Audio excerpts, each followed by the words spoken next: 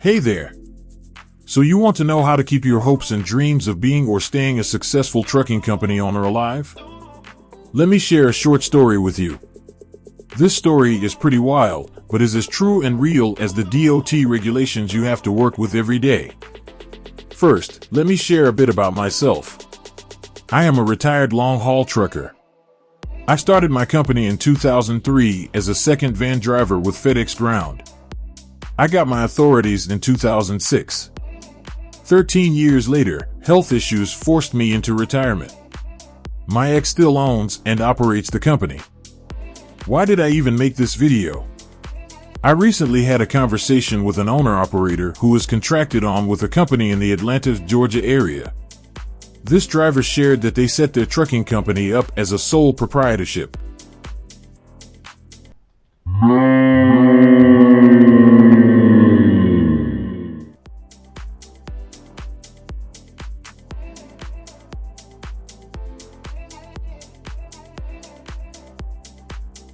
I cringed, and a chill went down my back.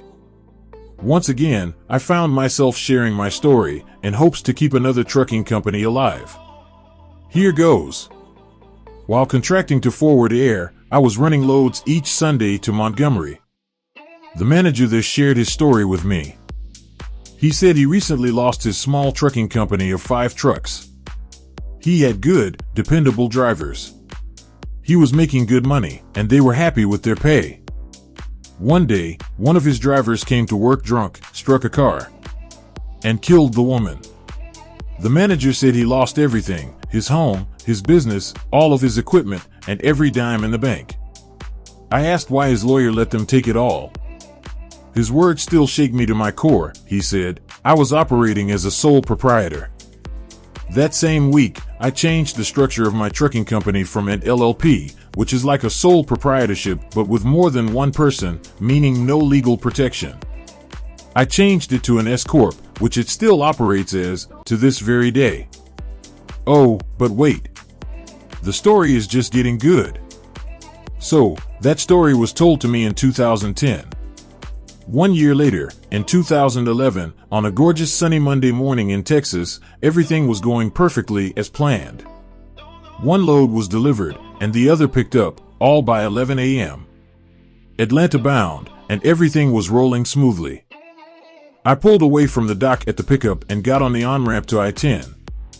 The on-ramp was kind of sharp, and with 44,000 on my back, I was going super slow, maybe 20 miles per hour.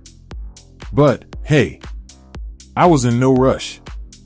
As the on-ramp straightened up, and I was getting ready to merge onto I-10, I was glancing back and forth from the driver's side mirror, looking for a gap.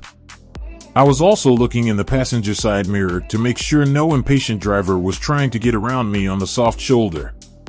Out of the corner of my eye, I thought I saw something about the size of a BMW Mini on the soft shoulder dart behind my trailer. I was trying to see what it was, so rather to be safe than sorry, I put my hazards on, pulled over on the soft shoulder, and pulled my brakes. I noticed a lot of activity in the middle of I-10. I thought the Mini darted out onto the road.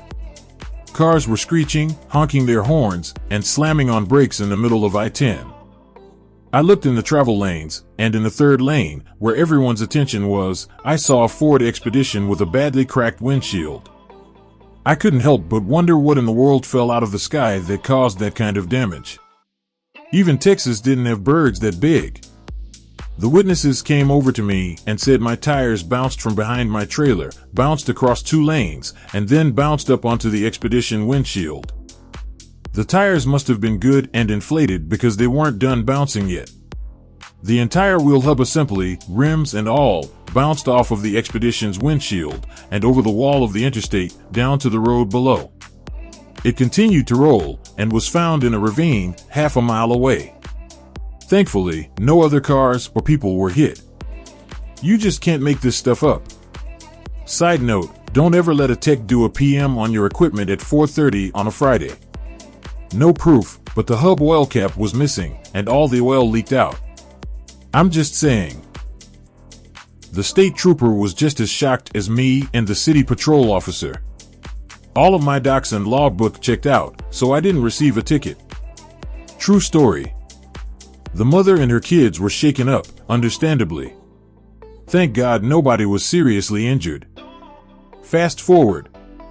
They filed a lawsuit for $85,000. For pain and suffering. My insurance company paid a little over $30,000, then dropped the policy. The upside is that they couldn't touch our new home, our equipment, or our bank accounts. Now, that is the craziest story I have, even after almost 20 years in trucking, but there are way too many stories crazier and deadlier than mine. Have you been on Facebook or YouTube and seen the videos? Wow.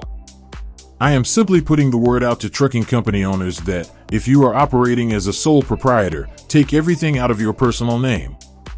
In today's society, one little bump and the sharks are coming to feast on everything attached to your social security number. If you want to protect your business and your family, you need to change your business entity type to an LLC, limited liability company, or a corporation.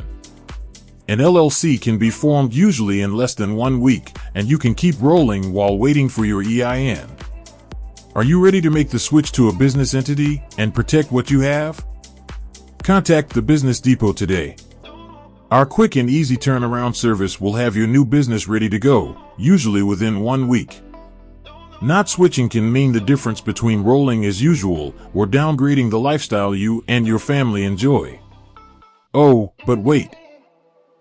As a thank you to our trucking professionals, we have put together a Truckers Only special. To learn how to complete the easy 3-step application to receive the Truckers Only special pricing, contact us today.